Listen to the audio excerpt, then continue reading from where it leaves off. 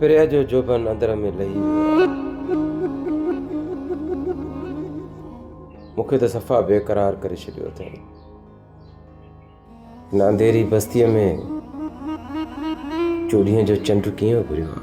Race चोॾीअ जो चंड त बाबा मूंखे चवंदो आहे, पर मूं कॾहिं बि पंहिंजे हुस्न ते गुरूर कोन कयो अथमि। अल्लाह भले में कुझु साख चवा। अड़े वांदा, मां प्रिया जी ॻाल्हि थो कयां।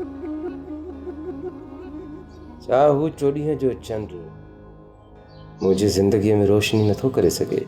मतलब त हिन दुनिया में 3 चोॾीअ जा चंड आहिनि।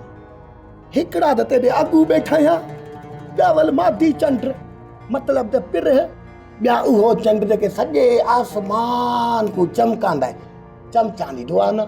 अड़े हाणे घणी बड़बड़ न कर, मूंखे प्रिया जी परवाज़ जे बारे में ॿुधाए।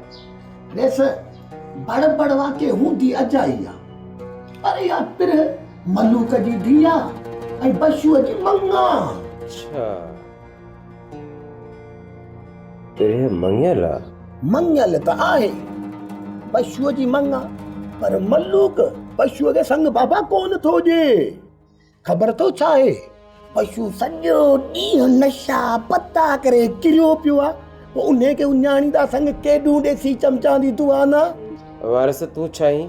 वैसे कपगीर पहिरियां चमचो हुअसि, पोइ प्रोमेशन थी वियोसि कपगीर चमचनि जी दुआ सां। यार ॻाल्हि ॿुध, तूं प्रिया खे मुंहिंजी ज़िंदगीअ में आणे सघीं थो? अरे सर, मां चमचो आहियां, पर उहो न आहियां।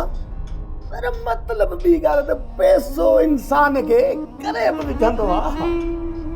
रेस वारस वांदा कोन्ही, बाक़ी हा चमचागिरी ते लहे न पिछे सभु कुझु कर वेसा।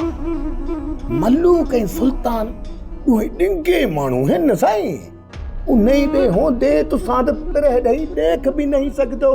चमचांदी दुआ न। वारस रस्तो ठाहे,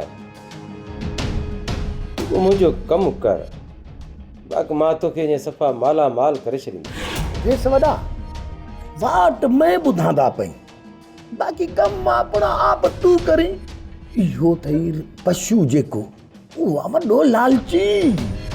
लालच पैसे जी लालच ॾींदेसि, इज़त छा जेको दिलि चवंदे तुंहिंजे अॻियूं हाज़िर होसी। चमचांदी दुआ न। त पोइ त मां प्रिया जी शादी बशूअ सां ज़रूरु कराईंदुसि। सोप सीरियल सिंध ॼाई तमाम एपिसोड्स ॾिसो हाणे HD क्वालिटीअ में। विज़िट करियो असांजो YouTube channel Sindh TV HD drama.